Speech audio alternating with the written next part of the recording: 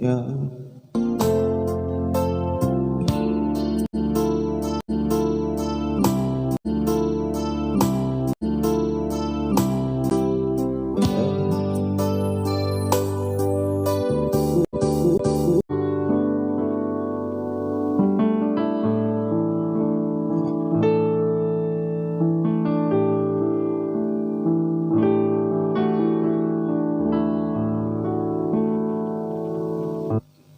Sini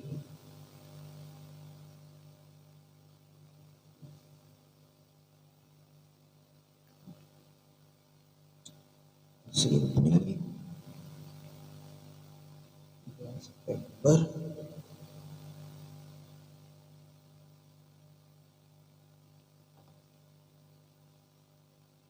taruh situ sini. Oke.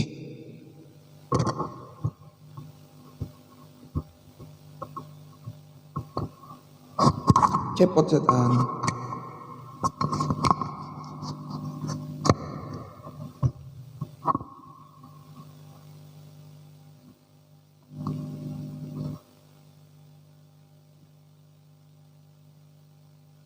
Cek, oke. Oh, sudah 3:02 ya. Bentar, kita setting dekor.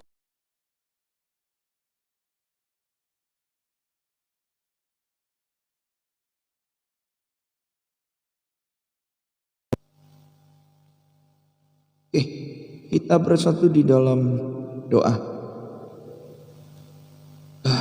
Terima kasih Tuhan, Kau sungguh amat baik bagi kami. Sungguh luar biasa, terima kasih untuk tidur yang nyenyak semalam yang Kau berikan bagi kami. Betapa kami bersyukur sehingga kami juga mau untuk mewujudkan kasih kami dengan kami bersemangat Tuhan untuk saat teduh, yaitu kami mau belajar bersekutu lebih erat dengan Engkau Bapa. Layakkanlah kami Bapa, ampunilah setiap dosa dan kesalahan kami, baik yang sengaja kami lakukan maupun tidak. Lahirkanlah kami kembali Tuhan Yesus, biar kami dapat dibenarkan karena Engkau yang dapat melakukannya dan Engkau sanggup. Kami merendahkan hati kami mau masuk ke dalam hadirat-Mu. Biarlah Roh Kudus yang memimpin kami dari pertengahan awal hingga kepada akhirnya dijadikan Tuhan. Demi nama Yesus kami patahkan setiap perasaan hati, kesombongan, suam-suam kuku, kelemahan tubuh, sakit penyakit, penghalang berkat Tuhan kami patahkan, kami hancurkan demi nama Yesus. Roh Kudus yang memimpin kami. Terima kasih Tuhan. Dalam nama Tuhan Yesus kami telah berdoa dan mengucap syukur. Haleluya. Amin. Oke. Oh, koneksinya unstable ya.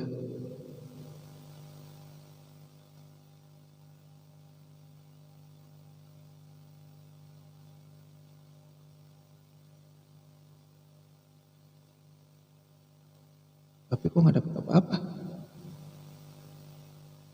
Apa tunggu ini ya selesai? Apa udah digunain ya?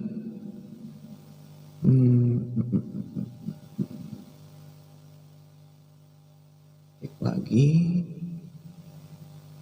Unstable connection.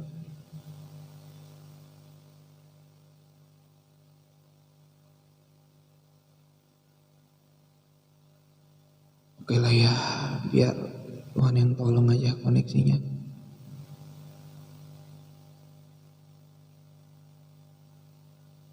Oke, kita angkat penyembahan kita.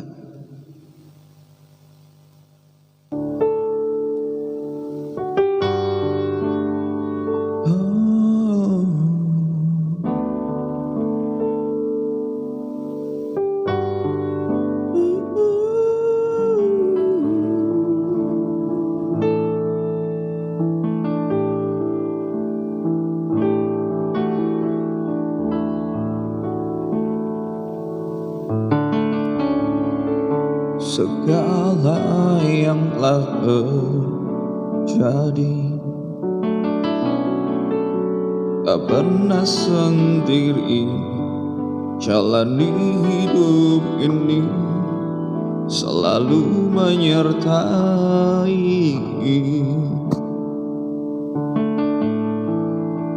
Betapa ku menyadari di dalam hidupku ini Kau selalu memberi rancangan terbaik oleh karena kasih.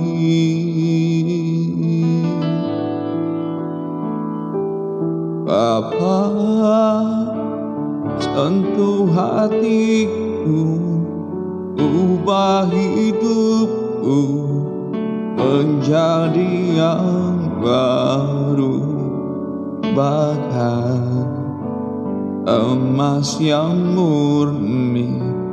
Kau membentuk rencana hatiku. Bapa, ajarku mengerti sebuah kasih yang selalu memberi, bagai air mengalir yang tiada pernah berhenti.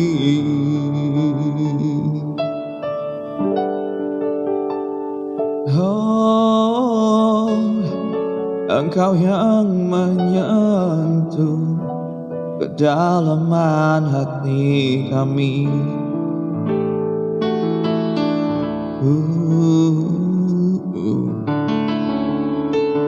Di dalam hidupku ini Kau selalu memberi rancangan terbaik oleh karena kasih.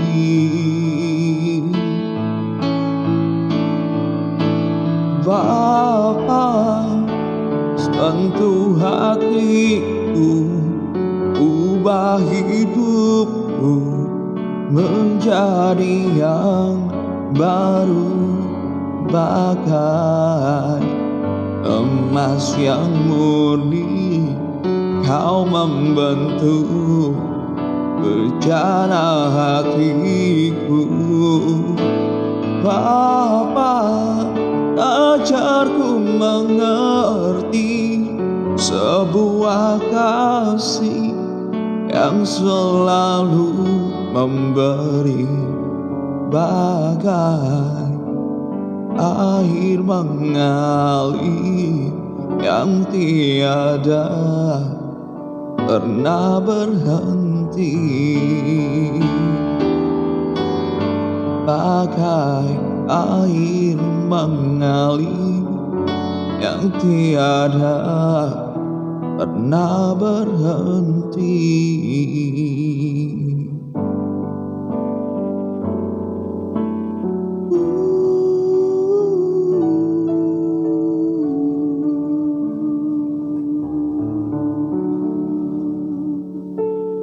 Benar Tuhan, bagai air mengalir, kami mau selalu dekat dengan Engkau Tuhan.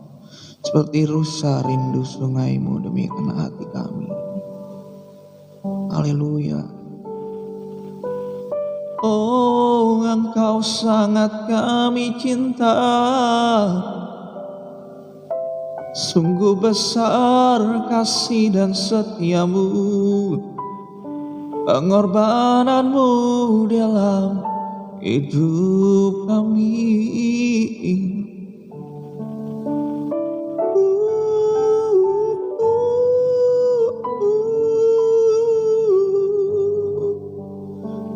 Sungguh penuh dengan kasih dan karunia-Mu.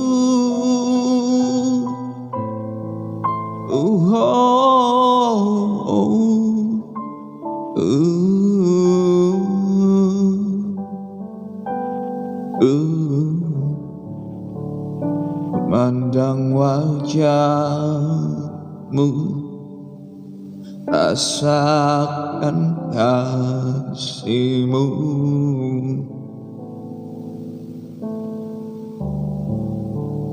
Tinggal dekat-Mu tiap saat di dalam hidupku. Oh, yang baik, penuh karunia, kasih-Mu padaku semakin nyata ku rasakan. Kaulah Bapa-Ku yang baik, penuh karunia, ku bersyukur selalu kepadamu Bapa.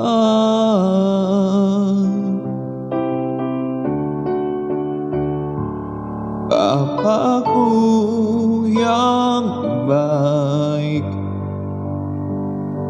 sangat ku cinta, kasih-Mu padaku semakin nyata ku rasakan. Kaulah Bapa-Ku yang baik, penuh karunia, ku bersyukur selalu kepadamu, ku bersyukur selalu hanya kepadamu.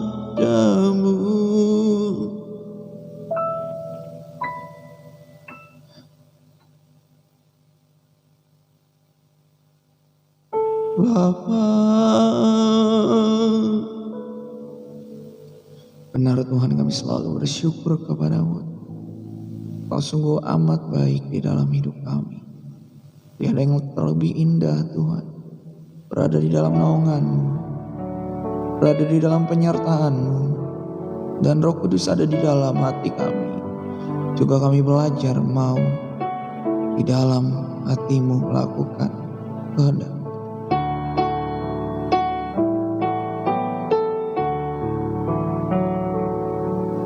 Nyanyikan kidung pujian, rasakan kasih-Mu, ku jadi milik-Mu. Yesus, aku menyembah-Mu. Tanganku ku angkat padamu, masuk dalam hadirat-Mu. Rasakan kasih-Mu, ku jadi milik-Mu. Yesus, aku menyembah-Mu. Hosana, Hosana, aku memuji-Mu. Haleluya, haleluya, aku menyembah-Mu.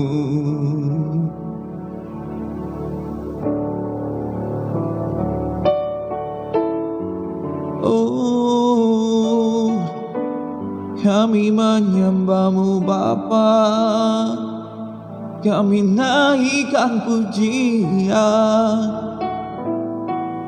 Oh, masuk dalam hadirat-Mu, rasakan kasih-Mu, ku jadi milik-Mu. Yesus, kami menyembahmu. Hosana, oh, masuk dalam hadirat-Mu. Kami rasakan kasih-Mu, kami jadi milik-Mu. Yesus, kami menyembah-Mu. Oh, Hosana, Hosana, kami memuji-Mu. Haleluya, haleluya, kami menyembah-Mu. Hosana,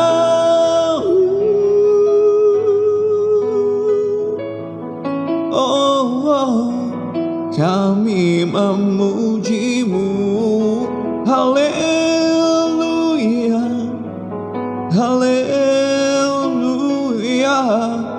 kami menyembah-Mu. Kami menyembah-Mu. Kami menyembah-Mu selamanya.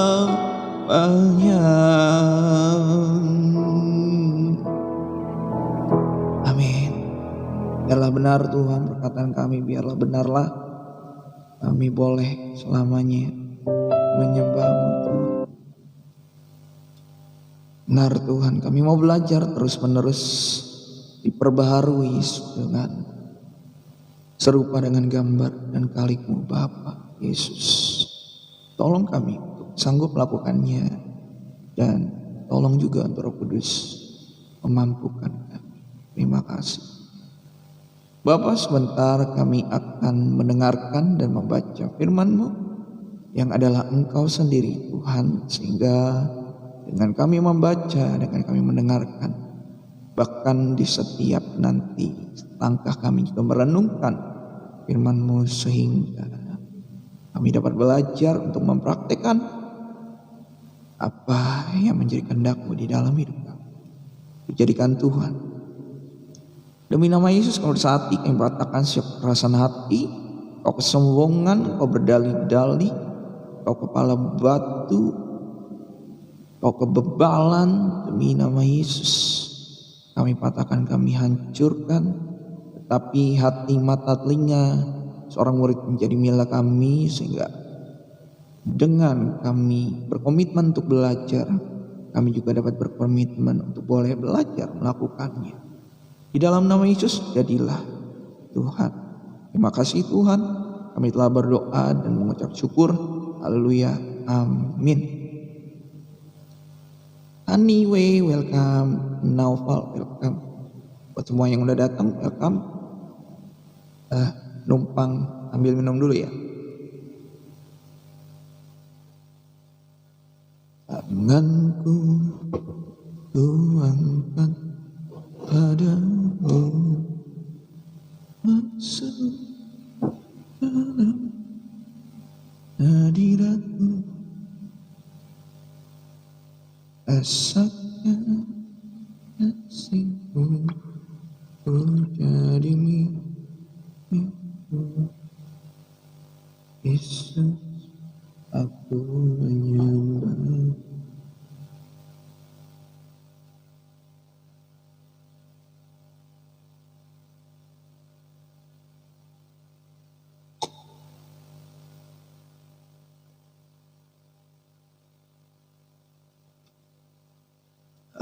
Luar biasa. Minum air putih aja di pagi aja luar biasa, apalagi minum air kehidupan yang daripada Tuhan. Wow. Oke.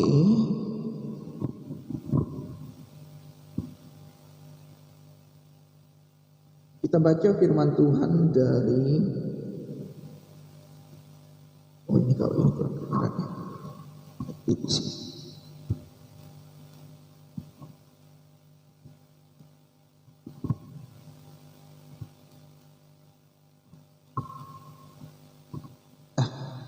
bodo amat. Oke, kita baca firman Tuhan dari sekarang tanggal 20 September. Kita baca dari Pengkhotbah pasal 11, pasal 10 dan pasal 12. Untuk perjanjian barunya kita baca 2 Korintus pasal yang 11 ayat 16 sampai yang ke-33. Tanganku ku angkat padamu,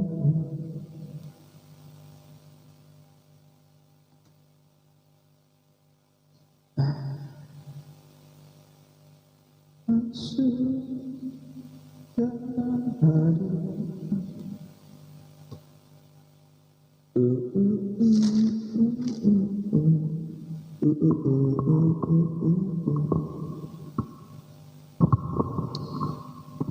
Ribet banget guys, sorry ya. Oke. Kita punya buat meja ini berat juga. Oke. Apa tadi? Astaga Tuhan, semakin tua usia ingatan yang pendeknya berkurang. Pasal 10 dari kitab Pengkhotbah. Prostation. By the way, ini settingan live yang baru ya. Masih mencoba di dalam posisi enak. Oke, Pengkhotbah pasal yang ke-10. Demikian firman Tuhan, judulnya akibat-akibat kebodohan. Lalat yang mati menyebabkan urapan dari pembuat urapan berbau busuk. Demikian juga sedikit kebodohan lebih berpengaruh daripada hikmat dan kehormatan. Hati orang berhikmat menuju ke kanan, tetapi hati orang bodoh ke kiri. Juga kalau ia berjalan di lorong, orang bodoh itu tumpul pikirannya, dan ia berkata kepada setiap orang, orang itu bodoh. Jika amarah penguasa menimpa engkau, janganlah meninggalkan tempatmu, karena kesabaran mencegah kesalahan-kesalahan besar. Ada suatu kejahatan yang kulihat di bawah matahari sebagai kekilapan yang berasal dari seorang penguasa. Pada banyak tempat yang tinggi didudukan orang bodoh, sedangkan tempat yang rendah diduduki orang kaya. Aku melihat budak-budak menunggang kuda dan pembesar-pembesar berjalan kaki seperti budak-budak. Barang siapa menggali lubang akan jatuh ke dalamnya, dan barang siapa mendobrak tembok akan dipagut ular. Barang siapa memecahkan batu akan dilukainya. Barang siapa membelah kayu akan dibahayakannya. Jika besi menjadi tumpul dan tidak diasah, maka orang harus memperbesar tenaga. Tetapi yang terpenting untuk berhasil adalah hikmat. Jika ular memagut sebelum mantra diucapkan, maka tukang mantra tidak akan berhasil. Perkataan mulut orang berhikmat menarik, tetapi bibir orang bodoh menelan orang itu sendiri. Awal perkataan yang keluar dari mulutnya adalah kebodohan, dan akhir bicaranya adalah kebebalan yang mencelakakan. Orang yang bodoh banyak bicaranya, meskipun orang tidak tahu apa yang akan terjadi, dan siapakah yang akan mengatakan kepadanya apa yang akan terjadi sesudah dia. Jeripayah orang bodoh melelahkan orang itu sendiri, karena ia tidak mengetahui jalan otak. Wahai engkau tanah, kalau rajamu seorang kanak-kanak dan pemimpin-pemimpinmu pagi-pagi sudah makan, berbahagialah engkau tanah kalau rajamu seorang yang berasal dari kaum pemuka dan pemimpin-pemimpinmu makan pada waktunya dalam keperkasaan dan bukan dalam kemabukan. Oleh karena kemalasan runtuhlah atap, dan oleh karena kelambanan tangan bocorlah rumah. Untuk tertawa orang menghidangkan makanan, anggur meriangkan hidup, dan uang memungkinkan semuanya itu.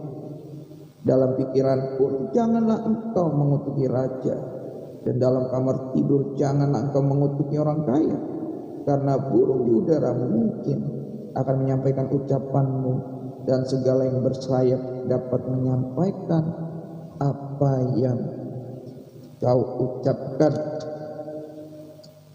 Sebelum lanjut ke pasal 11, saya mendapat berkat dari Pengkhotbah pasal 10 bahwa kita belajar untuk jangan menjadi orang yang bodoh, tetapi orang yang berhikmat. Tadi sudah sangat jelas kita baca dan kita dengar. Juga kalau kita berefleksi terhadap kehidupan kita, khususnya di Indonesia, dari zaman Raja Salomo pun sudah melihat bahwa ketika orang yang tidak berhikmat memiliki kekuasaan, maka oknum itu akan berbuat sesuatu yang menurut dia benar.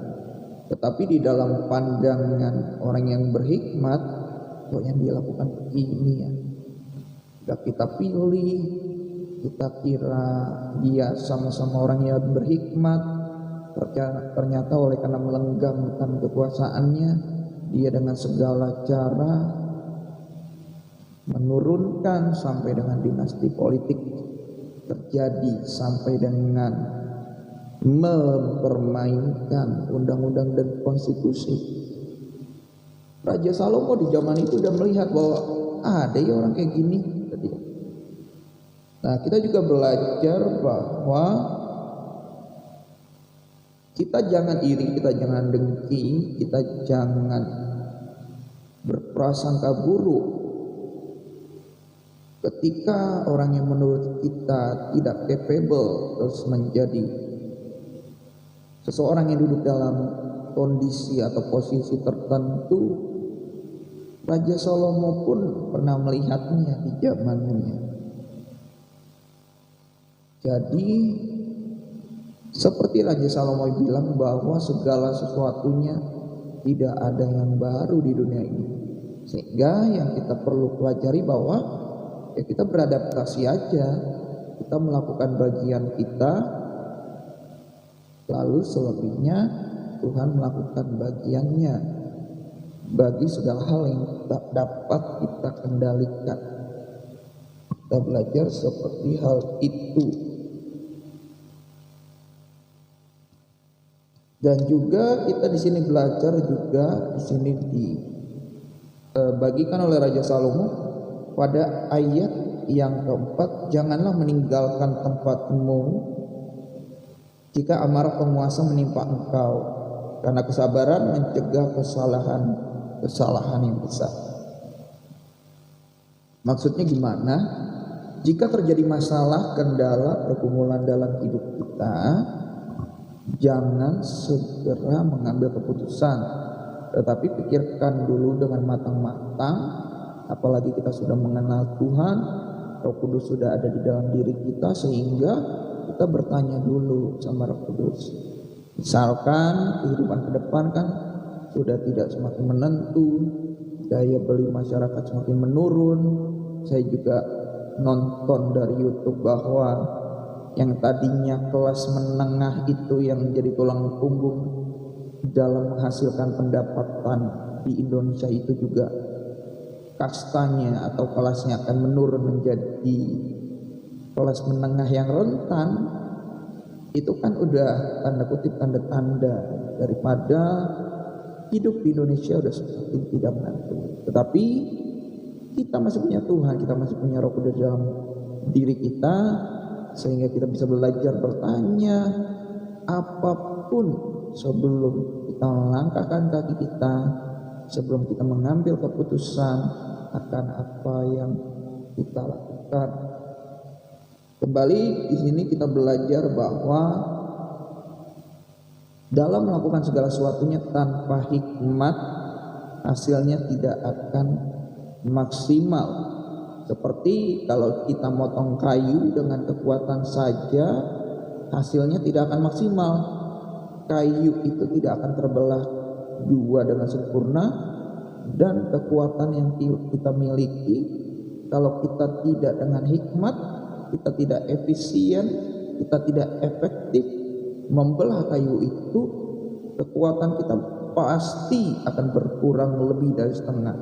Jika kita punya hikmat, kita dapat efektif dan efisien membelahnya, kekuatan kita hanya bisa berkurang.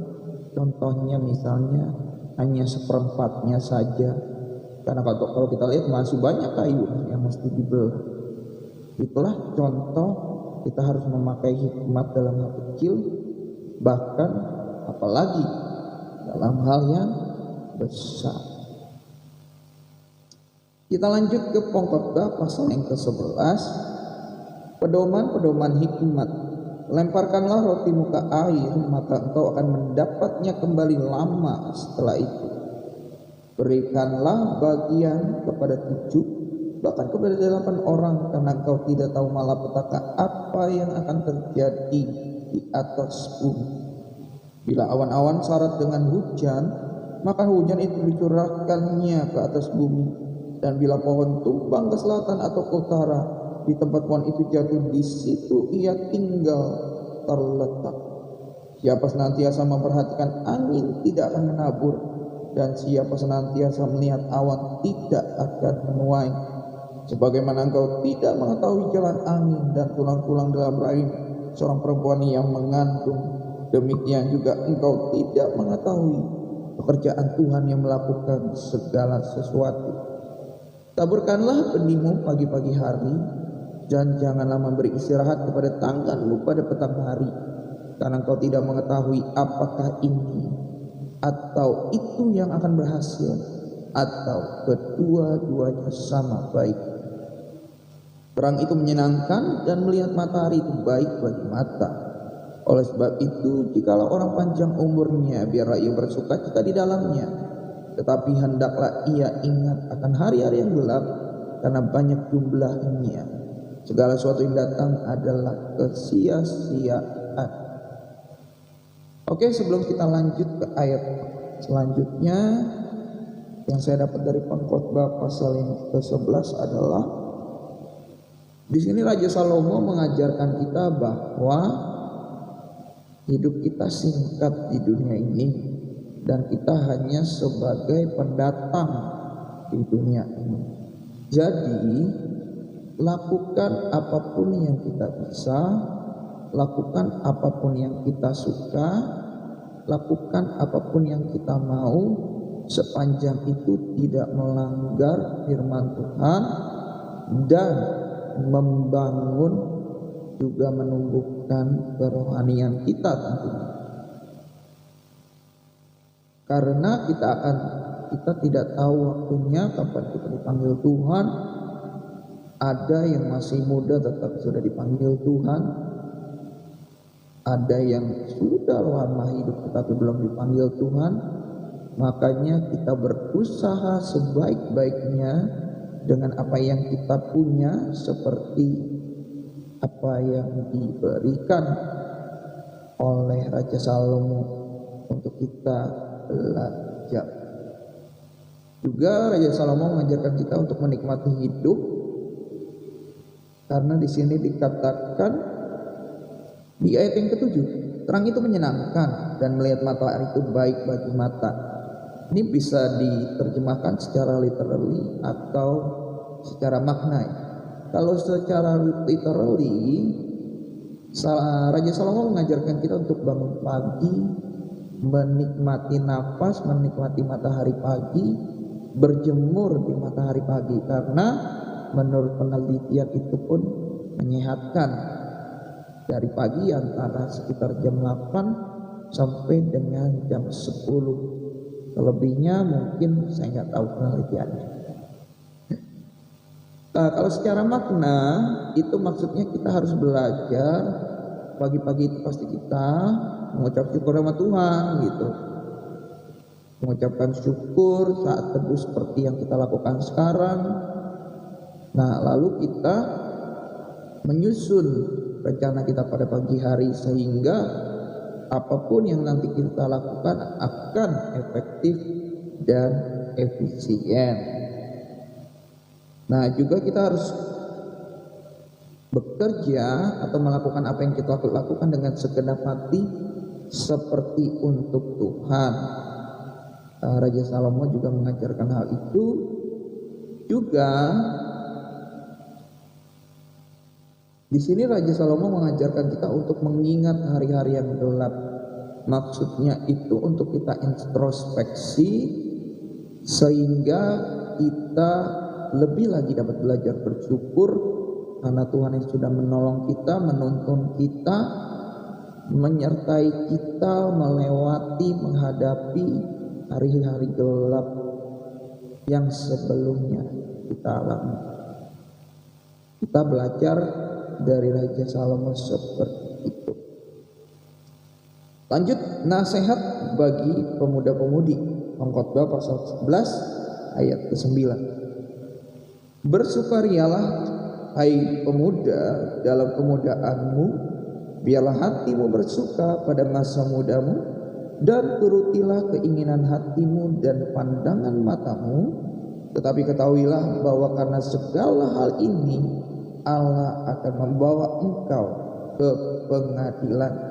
Buanglah kesedihan dari hatimu dan jauhkanlah penderitaan dari tubuhmu, karena kemudahan dan fajar hidup adalah kesia-siaan. Sebelum lanjut ke pengkhotbah pasal yang ke-12, nah jadi Salomo itu mengajarkan kita, mumpung kita masih muda, ya lakukanlah hal apa yang kita mau. Seperti yang saya bilang tadi, hal yang kita bisa sesuai dengan kemampuan kita, sesuai dengan talenta yang Tuhan berikan, tetapi dengan koridor bahwa itu tidak melanggar firman Tuhan. Karena di sini Raja Salomo mengingatkan, atau mungkin dia juga mengalami hal itu dan menerima dampaknya, sehingga dia menegaskan kembali kepada kita, ketahuilah bahwa karena segala hal ini, maksudnya segala hal yang dengan keinginan hatimu dan pandangan matamu kamu lakukan, itu akan Allah membawa engkau ke pengadilan. Jadi segala sesuatunya akan diperhadapkan. Ini perbuatanmu begini sesuai firman Tuhan, ini enggak sesuai firman Tuhan, nanti akan ada dampak dan akibatnya. Di sini juga Raja Salomo mengajarkan kita, para pemuda-pemudinya Tuhan, untuk membuang kesedihan dalam hati kita dan menjauhkan penderitaan dari tubuh kita. Maksudnya, janganlah kegalauan kita atau sesak dalam hati kita itu menyebabkan kita untuk menyiksa diri. Contoh, putus dari pasangan ya kita sayang, akhirnya nggak makan, itu kan namanya menyiksa diri sendiri. Atau banyak kasus zaman sekarang dikarenakan kurangnya didikan orang tua, sehingga kondisi mental dari anak-anak muda kita zaman sekarang itu lebih rapuh, sehingga dengan masalah yang mungkin seharusnya dikonsultasikan ke orang tua atau orang silver pertama yang terdekat mereka tidak konsultasikan, dan mereka memendam dengan diri mereka sendiri, sehingga menyebabkan mereka mengakhiri hidup mereka. Jangan seperti itu ya teman-teman. Kita masih ada Tuhan, kita masih ada Roh Kudus yang dapat kita minta pertolongan, dan pasti Roh Kudus tolong segala yang kita butuhkan. Lanjut ke pengkhotbah pasal yang ke-12. Ingatlah akan penciptamu pada masa mudamu, sebelum tiba hari-hari yang malang dan mendekat tahun-tahun yang kau katakan, tak ada kesenangan bagiku di dalamnya. Sebelum matahari dan terang,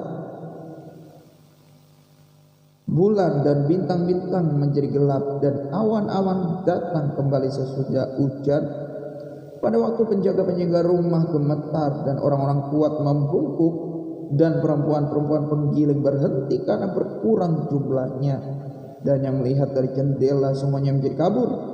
dan pintu-pintu di tepi jalan tertutup, dan bunyi penggilingan menjadi lemah, dan suara menjadi seperti kicauan burung, dan semua penyanyi perempuan tunduk. Juga orang menjadi takut tinggi, dan ketakutan ada di jalan. Pohon badam berbunga belalang menyeret dirinya dengan susah payah, dan nafsu makan tidak dapat dibangkitkan lagi. Karena manusia pergi ke rumahnya yang kekal, dan peratap berkeliaran di jalan. Peratap, ya.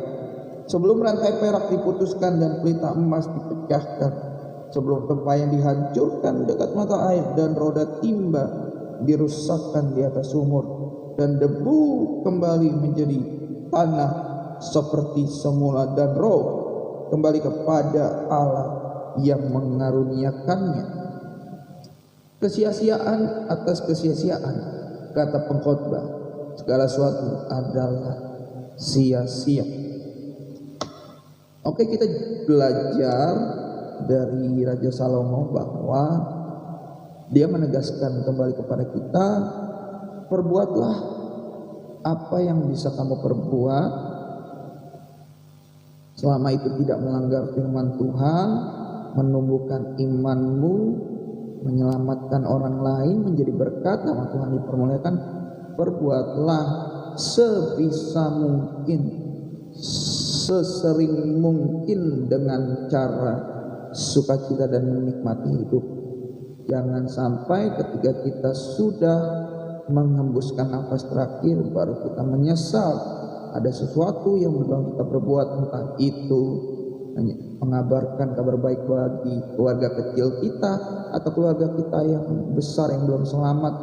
Jangan sampai kita menyesal, dan jangan sampai kita menyesal ternyata kita belum mengampuni orang lain, padahal dalam sisa nafas hidup kita tidak sempat untuk bahkan berbicara kepada orang tersebut. Jangan sampai kita menyesal bahwa andai saya mengejar cita-cita saya setinggi langit maka ini bla bla bla. Jangan sampai kita menyesal seperti itu, tetapi perbuatlah semua apa yang kita bisa, apa yang kita suka, apa yang kita mampu lakukan dengan kapasitas yang kita miliki, kembali koridornya dengan tidak melanggar firman Tuhan. Akhir kata, selain pengkhotbah berhikmat, ia mengajarkan juga kepada umat itu pengetahuan. Ia menimbang, menguji, dan menyusun banyak amsal. Pengkhotbah berusaha mendapat kata-kata yang menyenangkan dan menulis kata-kata kebenaran secara jujur. Nah, jadi maksudnya Raja Salomo itu mengungkapkannya secara jujur dari pengalamannya dia sendiri, sehingga kita pun bisa belajar dari pengalaman Raja Salomo. Kata-kata orang berhikmat seperti kusa dan kumpulan-kumpulannya seperti paku-paku yang tertancap diberikan oleh satu gembala. Lagi pula, anakku, waspadalah, membuat banyak buku tidak akan ada akhirnya, dan banyak belajar mengalahkan badan benar. Akhir kata dari segala yang didengar ialah takutlah akan Allah dan berpeganglah pada perintah-perintahnya, karena ini adalah kewajiban setiap orang. Ingat, itu kewajiban karena kita sudah ditebus selayaknya hamba yang banyak utang. Ketika Tuhan yang menebusnya seyogyanya, seharusnya sepatutnya hamba itu mengikuti segala yang diperintahkan Tuhan. Itu bukan maksudnya Tuhan memaksa kita ya, tetapi dari diri kita sendiri yang menyadari wujud kita mengasihi Tuhan, wujud kita telah ditebus sehingga kita melakukan segala perintah, ketetapan, peraturan yang Tuhan berikan kepada kita. Karena Allah akan membawa setiap perbuatan ke pengadilan yang berlaku atas segala sesuatu yang tersembunyi, entah itu baik, entah itu jahat. Nah, walaupun di sini Salomo itu tidak tahu ada yang namanya surga atau neraka, tetapi karena dia diberikan hikmat oleh Tuhan sehingga dia mengetahui bahwa nanti akan ada pengadilan nih. Perbuatanku lebih baik, lebih banyak yang baik apa yang jahat ya. Sehingga Salomo sudah tiba kesimpulan seperti itu. Lalu kita ke perjanjian baru, kita baca sambungannya daripada kemarin, 2 Korintus pasal 11 ayat yang ke-16 sampai ke-33. Haleluya. Kuulangi lagi, jangan hendaknya ada orang yang menganggap aku bodoh, dan jika kamu juga menganggap demikian, terimalah aku seorang bodoh, supaya aku pun boleh bermegah sedikit.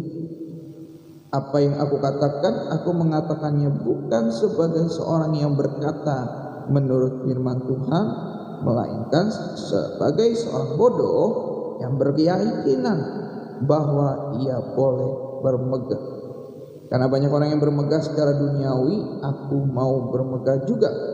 Sebab kamu suka sabar terhadap orang bodoh, karena kamu begitu bijaksana. Karena kamu sabar jika orang memperhambakan kamu, jika orang menghisap kamu, jika orang menguasai kamu, jika orang berlaku angkuh terhadap kamu, jika orang menampar kamu. Dengan sangat malu aku harus mengakui bahwa dalam hal semacam itu kami terlalu lemah. Tetapi jika orang-orang lain berani membanggakan sesuatu, maka aku berkata dalam kebodohan, berani juga. Apakah mereka orang Ibrani? Aku juga orang Ibrani. Apakah mereka orang Israel? Aku juga orang Israel. Apakah mereka keturunan Abraham? Aku juga keturunan Abraham. Apakah mereka pelayan Kristus? Aku berkata seperti orang gila. Aku lebih lagi. Aku lebih banyak berjeli lelah, lebih sering dalam penjara, didera di luar batas, kerap kali dalam bahaya maut. 5 kali aku disusah seorang Yahudi, setiap kali 40 kurang 1 pukulan.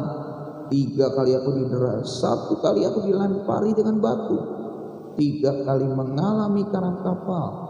Sehari semalam aku terkatung-katung di tengah laut. Dalam perjalananku aku sering diancam bahaya banjir dan bahaya penyamun, bahaya dari pihak orang-orang Yahudi dan pihak orang-orang bukan Yahudi, bahaya di kota, bahaya di padang gurun, bahaya di tengah laut, dan bahaya dari pihak saudara-saudara palsu. Aku banyak berjeri lelah dan bekerja berat. Kerap kali aku tidak tidur, aku lapar dan dahaga. Kerap kali aku berpuasa kedinginan dan tanpa pakaian. Dan dengan tidak menyebut banyak hal lain lagi, urusanku sehari-hari yaitu untuk memelihara semua jemaat-jemaat. Jika ada orang merasa lemah, tidakkah aku turut merasa lemah? Jika ada orang tersandung, tidakkah hatiku hancur oleh duka cita? Jika aku harus bermegah, maka aku akan bermegah atas kelemahanku. Allah, yaitu Bapa dari Yesus Tuhan kita yang terpuji sampai selama-lamanya, tahu bahwa aku tidak berdusta. Di Damsyik, mewali negeri aja, Aretas menyuruh mengawal kota orang-orang Damsyik untuk menangkap aku.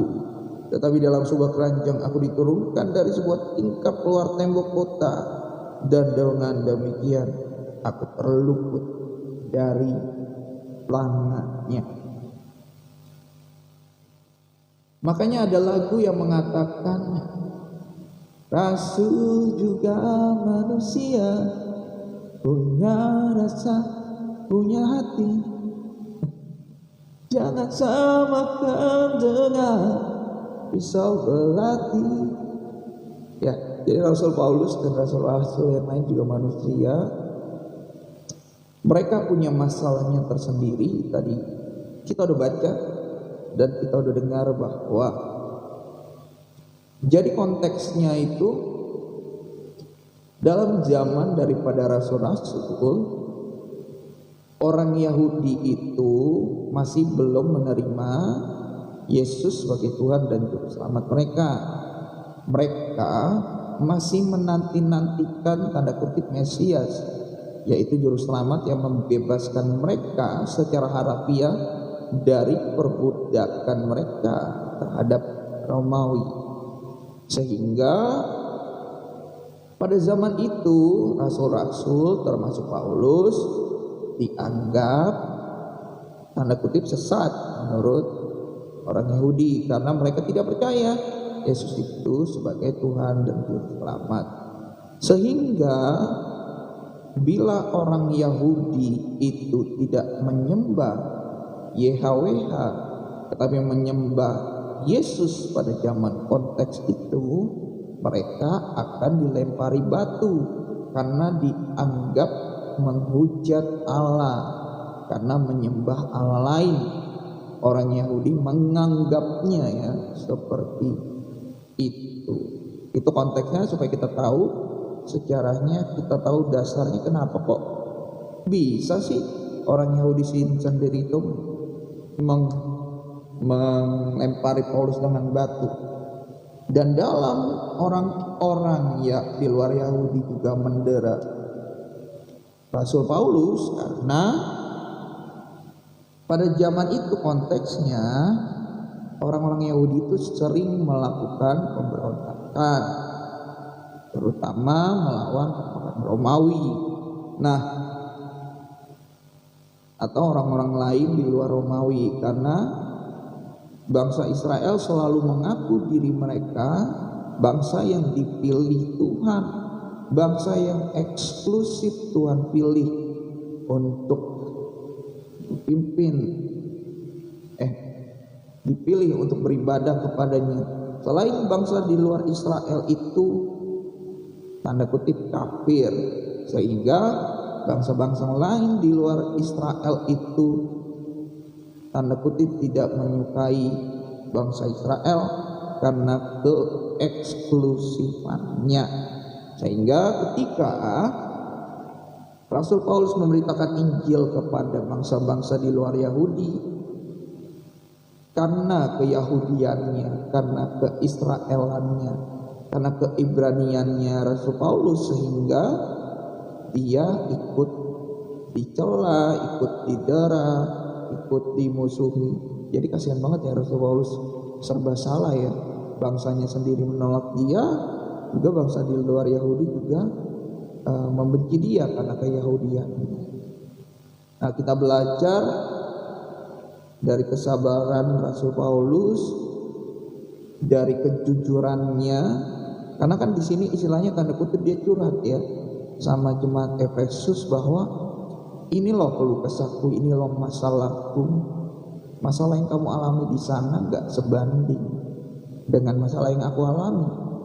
Tetapi oleh karena kelemahanku, disitulah Tuhan Yesus bekerja dengan sempurna untuk menolong aku sampai sekarang aku masih selamat. Mungkin dalam konteks sekarang Rasul Paulus berbicaranya seperti itu. Jadi kamu di dalam konteks Rasul Paulus, jemaat Efesus harus belajar darinya untuk merendahkan hatinya bahwa setiap masalah pasti ada jalannya. Juga dalam konteks kita sekarang itu masih berlaku. Setiap masalah pasti ada jalan selama kita mengakui kelemahan kita kepada Tuhan dan selebihnya kita menyerahkan apa yang tidak bisa kita lakukan, kelemahan kita kepada Tuhan, dan selanjutnya itu terserah Tuhan. God will do it, istilahnya seperti itu ya. Lalu kurang lebih itu yang berkatnya. Haleluya.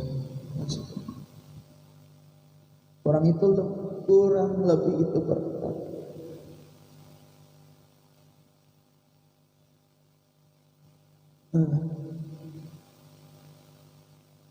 Numpang minum dulu guys.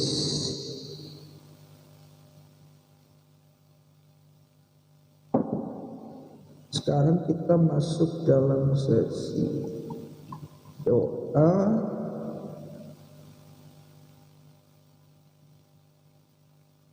Untuk berita yang update sekarang itu bentar.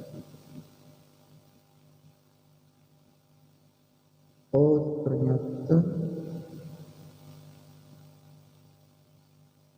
use live match for 30 minutes.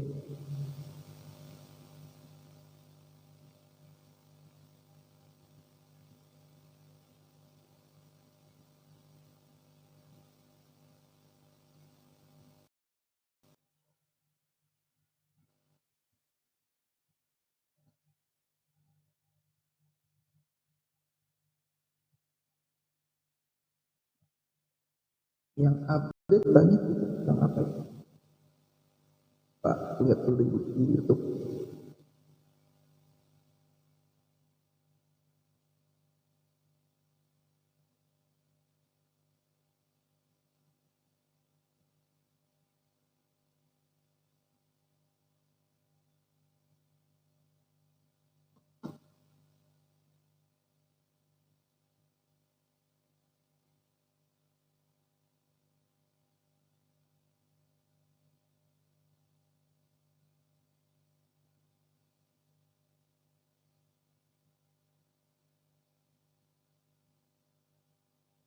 Urgensi kuliah S2 untuk sertifikat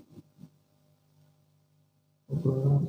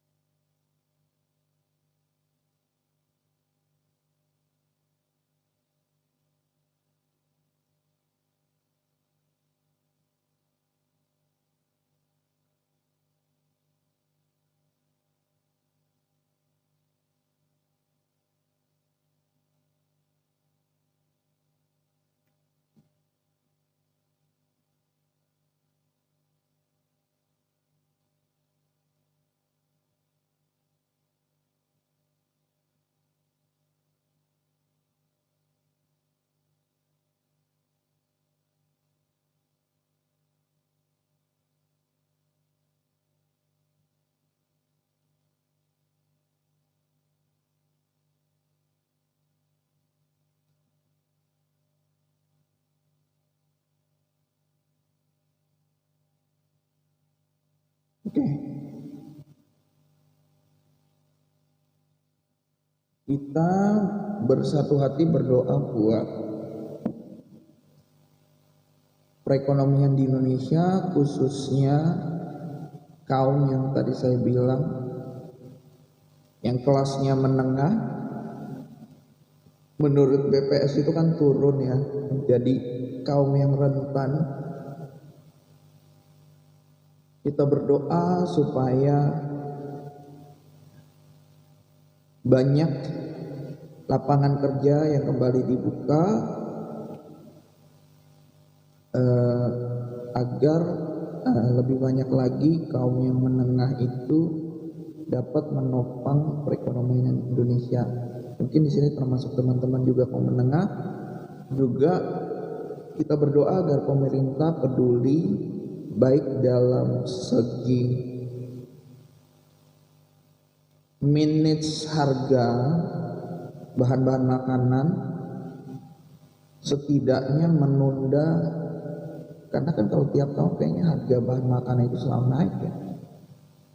Juga karena kita sering mengimpor beberapa bahan makanan sehingga entah itu daya beli masyarakat, entah itu pendapatan kita berkurang, pengeluaran kita itu yang lebih banyak, sehingga nggak bisa memaintain kita punya produksi sendiri yang selalu berkurang. Kita berdoa untuk itu khususnya ya. Mari kita bersatu di dalam doa. Oh Bapa yang baik, dalam nama Yesus, terima kasih untuk nafas hidup yang Kau berikan. Terima kasih untuk penyembahan yang kami naikkan di hadapan-Mu. Semoga itu dapat berkenan, menyenangkan hati-Mu. Terima kasih untuk firman-Mu yang mengingatkan kembali bahwasanya kami harus memilih untuk menjadi berhikmat janganlah kami menjadi orang bodoh. Kami juga mengusahakan melakukan segala sesuatu yang kami bisa, kami suka, kami mampu sesuai dengan talenta yang Kau berikan bagi kami. Tetapi dengan satu koridor, tidak melanggar firman-Mu Tuhan, agar kami tidak menyesalinya, agar kami tidak hidup dengan sia-sia. Juga kami belajar dari Rasul Paulus bahwa dengan kesabarannya, dengan kerendahan hatinya, dengan kejujurannya, Tuhan, kami belajar sehingga juga kami mengakui dengan segala kekurangan kelemahan kami, dan kami mengandalkan Engkau karena kami menyadari segala kelemahan yang kami punya, Bapa. Terima kasih Tuhan, kami banyak belajar. Biarlah kami juga boleh belajar melakukannya, Tuhan. Dijadikan Tuhan. Bapak, kami juga bersatu berdoa untuk perekonomian Indonesia. Mungkin tinggal sekitar 1-1,5 bulan lagi pemerintahan yang lama ini berlangsung, tetapi biarlah mereka sudah menyusun anggaran, mereka sudah mempersiapkan segala sesuatunya agar minimal perekonomian Indonesia tidak turun. Masyarakat Indonesia yang menengah itu tidak banyak turun, Tuhan, menjadi yang menengah rentan, tetapi biarlah dijadikan Tuhan. Kami percaya Kau pasti menolong dengan nanti pemerintahan yang baru di pelantikannya sekitar bulan Oktober pertengahan atau akhir. Biarlah planning blueprint perekonomian yang sudah dibuat itu dapat menguntungkan masyarakat Indonesia. Dijadikan Tuhan daya beli masyarakat Indonesia semakin naik, bahkan melebihi tahun-tahun sebelumnya. Dijadikan Tuhan lapangan pekerjaan kembali dibuka, bahkan lebih besar Tuhan. Ekonomi kreatif berkembang erat Tuhan, bahkan dengan adanya teknologi dan AI Tuhan. Setiap masyarakat Indonesia mau belajar, tidak malas, sehingga kami semua dapat mengembangkan ekonomi kreatif yang baru yang dibantu oleh AI dan teknologi. Dijadikan Tuhan.